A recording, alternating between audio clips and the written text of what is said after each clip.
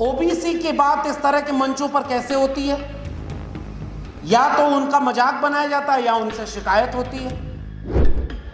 इसलिए यह मुश्किल है कि ओबीसी आपके साथ उस तरह से नहीं खड़ा हो पाता, क्योंकि उसको तो पता ही नहीं चल पा रहा है कि उसका शोषण हो कहां से रहा है। दलितों को तो मंदिर में घुसने नहीं दिया, ओबीसी मंदिर में साथ बैठा हुआ था। यह अलग बात है कि मैं जब आजकल पूछता हूं तो यह भी पूछता हूं ओबीसी से कि भाई तुम पुजारी क्यों नहीं हुए? कि हमें ओबीसी का मजाक बनाना नहीं है, वो तो मजाक खुद बन रहे हैं जब उनको ये पता चलता है कि 2019 तक देश के 45 केंद्रीय विश्वविद्यालयों में ओबीसी के 0 प्रोफेसर थे। ओबीसी को समझ में आने लगता है कि अगर ओबीसी ही भी हिंदू था, जो मैं बार बार पूछता हूं, तो कितने जज, कितने प्रोफेसर, कितने वकील, कितने डॉक्टर, कितने इंजीनियर, कितने उद्योगपति ओबीसी बने हैं। और अगर ओबीसी 50% जो उनकी आबादी है उतने नहीं बने तो ओबीसी का रास्ता क्या मुसलमानों ने रोका था क्या? जिनके लिए बताया जाता है कि हिंदू धर्म खतरे में है, कि दलितों पर अन्याय हो तो दलित खड़े हैं, ओबीसी पर अन्याय हो तो ओबीसी भी खड़े होना शुरू कर चुके हैं। अब जैसे कोई दलित है और आरएसएस की शाखाओं में जाता है, आप उसका मजाक बनाएंगे तो 2-4 दलितों को और लेके जाएगा कि हमारी जाति के नेताओं को वहां मंत्री बनाया जाता है, और हम तराजू लेके घूम रहे हैं कि 24 कैरेट अंबेडकरवादी कौन है, जो थोड़ा 22 कैरेट है उसका मजाक बनाएंगे। आज जिस दौर में हम लोग यहां पर इकट्ठे हुए हैं, ये बहुत मुश्किलों का दौर है। और जब यहाँ इस आयोजन की शुरुआत में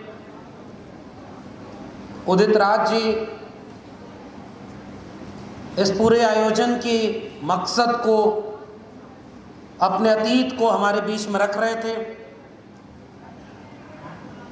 तो मुझे याद आ रहा था कि हमारी पीढ़ी के लोगों के लिए ये आयोजन इसलिए ज़रूरी होते हैं, नौजवानों के लिए इसलिए ज़रूरी होते हैं, क्योंकि उन्हें कई बार पता ही नहीं चलता कि कितने मुश्किल रास्ते से चल करके हम यहाँ तक पहुँचे हैं। कितनी लड़ाइयाँ लड़ी गई, संघर्ष किया गया, और बहुत थोड़े से लोगों को हम जान पाते हैं, जिन्हें जानना चाहिए उन्हें भी नहीं जानते, और जो गुमनाम रह गए, जिन्होंने अपने सब कुछ कुर्बान कर दिया केवल इसलिए कि एक दिन ऐसा भी आएगा कि दिल्ली के कॉन्स्टिट्यूशन क्लब में देश भर के दलित, पिछड़े, आदिवासी बैठ करके इस बात की चिंता करेंगे कि भारत के संविधान को कैसे बचाना है। हम उन सारे लोगों को नहीं जान पाए,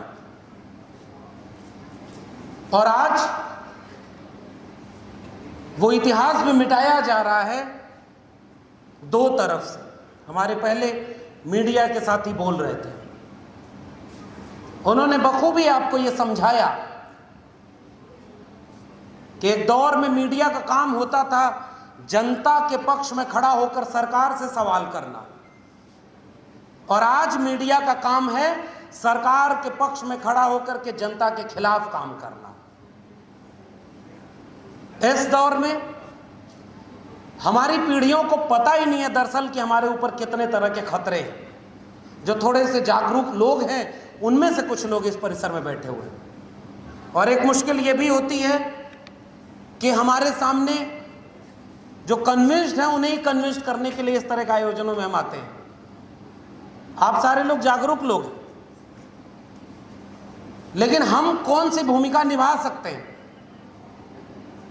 उन भूमिकाओं में उन लोगों को चिन्हित करें कि कौन लोग हमारे साथ हो सकते थे या किन्हें हमारे साथ होना चाहिए। इस देश में जो डॉक्टर उदित राज जी ने बात रखी, मैं वहीं से अपनी बात जोड़ रहा हूं। दलितों की 2-3 पीढ़ियां एक कल्चराइजेशन के बाद इतनी क्षमता तो रखती हैं कि वो एकजुट होकर के अपने मान सम्मान, अपनी प्रतिष्ठा के लिए लड़ सकती हैं। और ये इसलिए हुआ क्योंकि उन्होंने 2 काम किए, उनके साथ 2 वजहें। उनका सामाजिक और सांस्कृतिक शोषण इतना ज्यादा था, उन्हें मनुष्य ही नहीं समझा गया था। इसलिए जब उनके बीच से कोई आइकॉन उभरा जिसने उनके भीतर आत्मविश्वास भरा, तो दलित समुदाय को ये लगा कि हमारी मुक्ति इन रास्तों के जरिए होगी। और वो सांस्कृतिक विमर्श में स्पष्ट थे, डॉक्टर अंबेडकर स्पष्ट थे कि धर्म, जाति और इन सब के नाम पर दलितों की स्थिति, इनके बीच रिश्ता क्या। और वो रिश्ता उन्होंने समझा दिया कि इस धार्मिक संरचना में हमारी मुक्ति नहीं है। और इसके बाद जो 2-3 पीढ़ियां, संविधान में आरक्षण भी पहले मिला, लेकिन एक ऐसा वर्ग, जिस वर्ग से मैं आता हूं, और मैं आजकल इस बात की कोशिश कर रहा हूं दोनों तरफ से, ओबीसी की बात इस तरह के मंचों पर कैसे होती है, या तो उनका मजाक बनाया जाता है या उनसे शिकायत होती है। और दोनों की पृष्ठभूमि बहुत जायज है, क्योंकि ओबीसी मंडल कमीशन कह रहा है कि 1931 की जनगणना के आधार पर उनकी आबादी है 52%, और ओबीसी में वे जातियां शामिल हैं जिनका सांस्कृतिक और सामाजिक आधार दलितों की तरह बिल्कुल स्पष्ट नहीं है। दलितों को तो मंदिर में घुसने नहीं दिया, ओबीसी मंदिर में साथ बैठा हुआ था। यह अलग बात है कि मैं जब आजकल पूछता हूं तो यह भी पूछता हूं ओबीसी से कि भाई तुम पुजारी क्यों नहीं हुए, यह वाला सवाल भी पूछता हूं।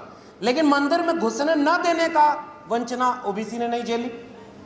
दलितों के पास आज भी जमीन 1% से कम है। ओबीसी में कई जातियां ऐसी हैं जो किसान जातियां हैं, जिनके पास जमीनें हैं। ओबीसी में दलितों के पास शस्त्र रखने का अधिकार नहीं दिया। भीमा कोरेगांव को यूं ही नहीं डॉक्टर अंबेडकर ने शौर्य दिवस के रूप में मनाया, क्योंकि उन्होंने ये दिखाया कि देखो हथियार हमसे छीना था तुमने, हमें हथियार मिला तो हमने अपनी ताकत दिखाई। ये शौर्य दिवस की ताकत थी। लेकिन ओबीसी में क्या हुआ भाई? आप कह रहे हो मौर्य वंश, मगध वंश, पाल वंश, गुर्जर वंश, ये सब तो राजा थे। अब एक विमर्श यहां पर कंफ्यूजन वाला आता है। कुछ ओबीसी कहते हैं हम क्षत्रिय हैं, तो ज्योतिबा फुले ने गुलामगिरी में भी एक थ्योरी दी है, जिसे आगे बढ़ाया है डॉक्टर अंबेडकर ने हुअर सूद्रास किताब में। उन्होंने कहा कि खेत से बना एक छत्र, क्षत्रप, क्षत्रिय, लेकिन आर्यों के आने के बाद जो झुक गया उसे उन्होंने क्षत्रिय बनाया, और जो झुके नहीं तन कर खड़े रहे उन्होंने उसे शूद्र बना दिया। इसलिए वो कहते हैं कि शूद्र और अति शूद्र ये ओबीसी और दलित जातियां हैं। ये एक बात है। इसलिए ये मुश्किल है कि ओबीसी आपके साथ उस तरह से नहीं खड़ा हो पाता, क्योंकि उसको तो पता ही नहीं चल पा रहा है कि उसका शोषण हो कहां से रहा है। अब मैं उन्हें नई भाषा में समझाता हूं, और ये कोशिश करते हुए कि हमें ओबीसी का मजाक बनाना नहीं है।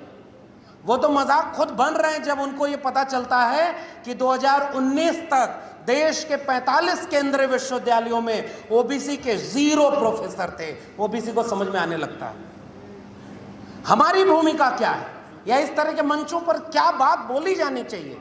वो बात ये बोली जानी चाहिए कि वो जो सांस्कृतिक विमर्श है, अब जैसे कोई दलित है और आरएसएस की शाखाओं में जाता है, आप उसका मजाक बनाएंगे तो 2-4 दलितों को और लेके जाएगा कि हमारी जाति के नेताओं को वहां मंत्री बनाया जाता है, कैबिनेट में मंत्री बनाया जाता है, और देश भर में प्रचार किया जाता है कि 12 दलित और 27 ओबीसी मंत्री बना दिए गए। ये प्रचार करके उनको अपनी तरफ लिया जा रहा है, और हम तराजू लेके घूम रहे हैं कि 24 कैरेट अंबेडकरवादी कौन है, जो थोड़ा 22 कैरेट है उसका हम मजाक बनाएंगे, और हमने अपने लोगों को उनके खांचे में छोड़ दिया। ये सबसे बड़ी मुश्किल ये है, और यही काम आपने उन प्रतीकों के साथ किया है जो प्रतीक आपके अपने थे, आपने नहीं माना। कल को बीजेपी और आरएसएस बुद्ध की मूर्ति बनवाएगी, अंबेडकर की मूर्ति बनवाएगी और उस पर माला डलवाएगी, और वही बात जो बार बार कही जाती है, मूर्ति पर माला और विचारों पर ताला, आपकी सांस्कृतिक जमीन को काटने का काम किया जा रहा है। ओबीसी को किस तर्क से समझाया जा सकता है? मैं इस बात पर पहुंचता हूं कि ओबीसी को एक चीज से समझाने की कोशिश करनी चाहिए, उसको उसकी हिस्ट्री पहचान में लाई जाए। उन्हें बताया जाए कि कौन थे जगदेव प्रसाद, और उनकी शहादत क्यों हुई थी। कौन थे रामस्वरूप वर्मा, पेरियार ललई सिंह यादव, और इस विरासत से जुड़ते हुए पीछे जब जाएं तो नारायण गुरु और पेरियार की विरासत, फूले की विरासत, उन विरासत को याद करते हुए यह कहा जाए कि मंडल कमीशन की जरूरत क्यों पड़ी थी।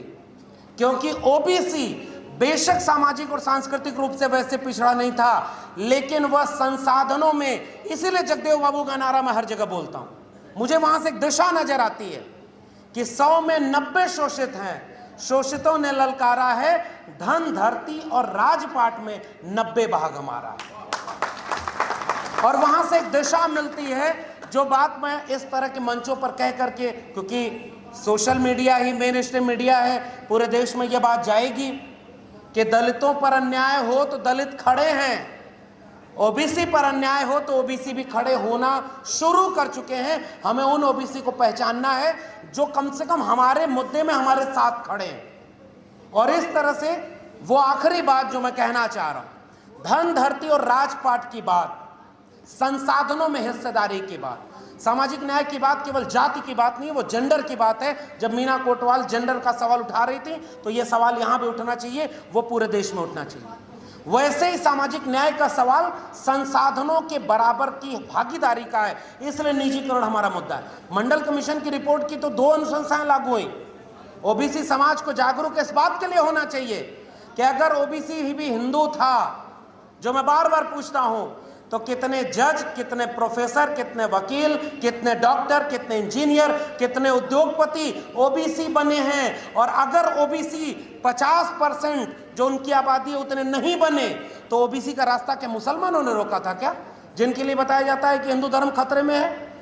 जब तक मेरे गांव में टीवी और व्हाट्सएप नहीं था, किसी को पता ही नहीं था कि उनका धर्म खतरे में है। ये टीवी और व्हाट्सएप गया तो उनको पता चल गया कि हिंदू धर्म तो खतरे में था, और उन्हें पता ही नहीं था।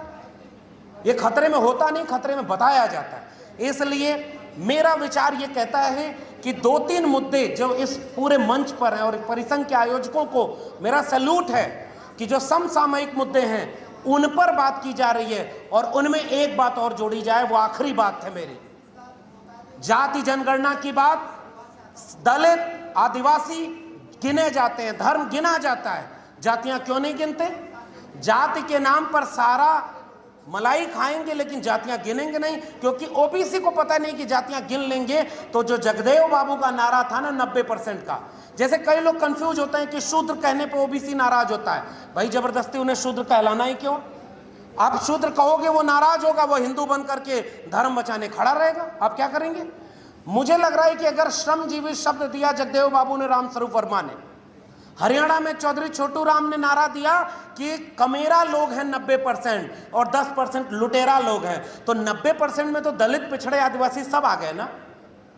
तो श्रमजीवी, कमेरा और परजीवी और लुटेरा का नारा, मुझे लगता है शब्द और भाषा ऐसी चुनिए जिससे एकता बने, विचार को ऐसा चुना जाए जिसमें एकता बने।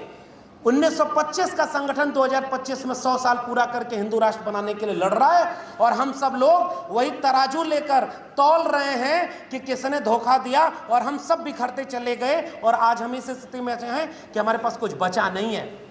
इसलिए मेरी गुजारिश इस तरह के मंचों पर यह होती है, हमारी भाषा वह भाषा हो जो 90% वंचित, शोषित, कमेरा लोगों को एकजुट करे। हमारे मुद्दे वो मुद्दे और जो इस परिसंघ के पोस्टर पर लिखे हुए हैं, जिनसे हम आगे की पीढ़ी को जोड़ सकें। साहब, पुरानी पीढ़ी तो बहुत ग्लैमराइज होती है कि हमने मान्यवर कांशीराम के साथ काम किया, हमने मंडल की लड़ाई लड़ी। बाद की पीढ़ी को पता ही नहीं चलेगा कि मंडल और कांशीराम की लड़ाई लड़ने वाले लोग एकजुट कैसे थे। नई पीढ़ी को इतिहास बताना, और मैंने जो अपना YouTube चैनल खोला उसके पीछे चैनल, मुझे तो पता ही नहीं था, रतनलाल जी बैठे हुए हैं, हम लोगों को पता ही नहीं था इससे पैसा भी आता है, और कोई पैसा वैसा आता नहीं, इतना पैसा नहीं आता कि आप उसे लूट करके लंदन भाग जाएं, वो तो खर्चा चलाने का है। लेकिन हमने कोशिश क्यों की? जैसे एक प्रोफेसर का काम है कि उसके क्लासरूम कैसे बने जिसमें सब तरह के लोग हों, वैसे ही मेरी चिंता ये भी है कि मेरा समाज भी वैसा बने जैसा भारत का संविधान और मंडल कमीशन चाह रहा था। इसलिए हमने वो कोशिश की कि इतिहास को जानो, नई पीढ़ी को इतिहास बताइए, मेरी गुजारिश है। और इसलिए हम लोग उन आइकॉन्स को बताएं, उनके सवालों को बताएं। और आखिरी बात इसमें जोड़ी जाए नई शिक्षा नीति की। जैसे ये अग्निवीर आया है ना, वैसे ही कलमवीर भी वो बना चुके हैं। नई शिक्षा नीति में 5 साल के लिए अपॉइंटमेंट होगा, जो प्रोबेशन पीरियड रहेगा 5 साल के बाद तय करेंगे कि इस प्रोफेसर को परमानेंट करना है कि नहीं। जैसे मैं भी 12 साल से टेम्परेरी प्रोफेसर हूं, मुझे भी अभी तक परमानेंट नहीं किया है। आगे क्या करेंगे वो बोलने की बात ही नहीं, आप सब समझदार हैं, इशारा काफी। लेकिन नई शिक्षा नीति ठीक वही काम शिक्षा जगत में कर चुकी है, जिसने नई पीढ़ी को पूरी तरह से शिक्षा को बर्बाद करके हमें एक वैचारिक रूप से दिवालिया पीढ़ी सौंप दी है।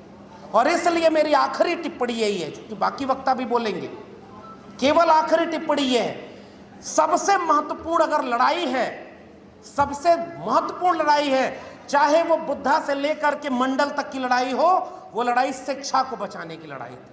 और शिक्षा डिग्रियों वाली नहीं, शिक्षा वो जो जैसे पी के दहाड़ने का काम करते हैं। इसलिए नई शिक्षा नीति को शामिल करिए, जाति जनगणना को शामिल करिए। और अपनी बात खत्म करते हुए कविता सुनाता हूं आपको। और शिक्षा क्यों जरूरी है, इसी पर यह कविता है। सफदर हाशमी की कविता है।